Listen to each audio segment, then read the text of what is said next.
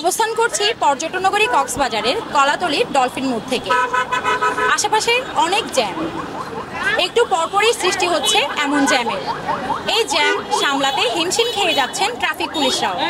কক্সবাজারে পর্যটকদের ঠাঁই নেই। হোটেল মোটেল রাস্তায় সবখানেই পর্যটকের ভিড়। প্রচুর পর্যটকের আগমনের কারণে শহরের পর্যটন জোন কলাতলিতে যানজট লেগেই আছে। যানজট নিরসনে হিমশিম খেতে হচ্ছে ট্রাফিক পুলিশের। যানজট নিরসনে সহায়তা করছে সেনাবাহিনীর একটি টিম। আশেপাশে যত গাড়ি বা দেশের বিভিন্ন প্রান্ত থেকে আগত গাড়ি, যেখানে রাস্তা আছে ধরেন আমি 2 লেনের, সেখানে আমার মনে হয় রাস্তা দরকার 10 লেনের। সেই গাড়ি সামাল দেওয়া আমাদের জন্য একেবারেই কঠিন হচ্ছে। আমরা অক্লান্ত পরিশ্রম করছি, আমাদের সিনিয়র অফিসাররা সহ, মাঝে মাঝে সেনাবাহিনীও আমাদেরকে সহযোগিতা করছে, কিছু কিছু পাবলিকও স্বেচ্ছাশ্রম দিতে আসে। ঈদের দীর্ঘ ছুটিতে কক্সবাজারে প্রতিদিন লাখো পর্যটকের আগমন ঘটেছে।